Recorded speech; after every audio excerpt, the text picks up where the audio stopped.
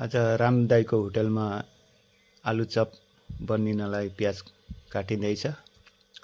हेर्नुहोस्, आलु उसिनेर तयारी छ। यता मेघराज भाइले आलु छिलेका छिलै छन्। यहाँ रामदाई हुनुहुन्छ, रामदाईको धर्मपत्नी। उहाँहरू प्याज काटेर तयारी गर्नुहुँदैछ र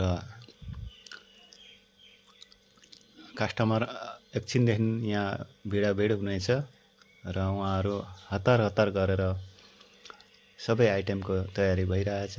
यहाँ भाइले फेरि चाउचाउ बनाउन तयार हुँदैछन्। यहाँ मेघराज भाइ हुनुहुन्छ र यहाँ हुनुहुन्छ हाम्रै गाउँका दिदीबहिनी। उहाँहरू स्वादिष्ट पाराले चाउमिन खाइरहेछन् र उहाँहरूलाई यो रामदाईको होटलमा स्वागत छ। र हाम्रो भाइले अझै पनि चाउ बनाइरहेछन् र सबै आइटम मिलाएर एकदम यस्तो टेस्टी बनाउँछन् भन्नु पर्दैन। र एकबार जसले पनि खान्छ यो रामदाईको होटलमा, उहाँहरू फेरि दोबारा यही होटलमा खाना आउनुहुनेछ। र बनाइको तरिका पनि अलग तरिका छ र हर आइटम यहाँ मिक्स गरेर स्वादिष्ट पाराले बनाउँछ हाम्रो मेघराज भाइले।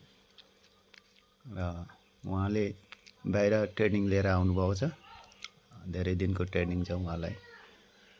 हर कुछ बनाउन आउँछ उहाँलाई र चाइनिज आइटमहरू सबै त बनाउँछ। यहाँ हाम्रो सुपुत्री हुनुहुन्छ, उहाँले तिजोरी खोलेर पैसा चोर्नको लागि रेडी हुनुहुँदैछ। र यहाँ रेडी भयो चाउमिन र कस्टमर पनि उहाँ बसिरहेछन् र चाउमिन तयार गरेर अब कस्टमरलाई खुवाउने व्यवस्था चल्दैछ। र अहिले सायद राम्रो मिठो बनाए जस्तो लाग्दैछ र अब खानेलाई थाहा हुन्छ।